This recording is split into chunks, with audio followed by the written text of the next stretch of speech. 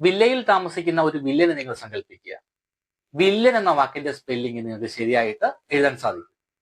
Villa in, വില്ലയിൽ താമസിക്കുന്ന ആൾ, villain. VILLAIN, villa in എന്നുള്ളത് ചേർത്ത് എഴുതി കഴിഞ്ഞാൽ നമുക്ക് വില്ലൻ എന്ന വാക്ക് കിട്ടും. ഗ്രേറ്റ്ഫുൾ, അതായത് നന്ദി. ഇതിൽ നിന്ന് റേറ്റ് ചെയ്യാൻ സാധിക്കുമെങ്കിൽ ഈ ഗ്രേറ്റ്ഫുൾ എന്ന വാക്ക് നിങ്ങൾക്ക് ശരിയായിട്ട് എഴുതാൻ പറ്റും. അതായത് റേറ്റ്. ഇവിടെ നോക്കിയേ, ഗ്രേറ്റ്, ഗ്രേറ്റ്, RATE ആണ് ഗ്രേറ്റ്ഫുള്ളിൽ വരുന്നത്, GRATEFUL.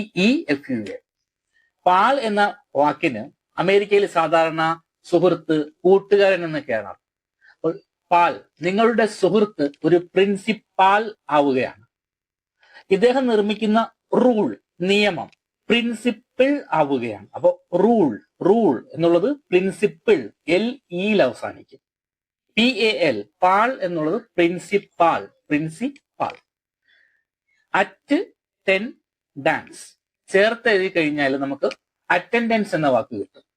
അറ്റ് 10 ഡാൻസ് എന്ന വാക്ക് ചേർത്ത് എഴുതി കഴിഞ്ഞാൽ അറ്റൻഡൻസ് കിട്ടും.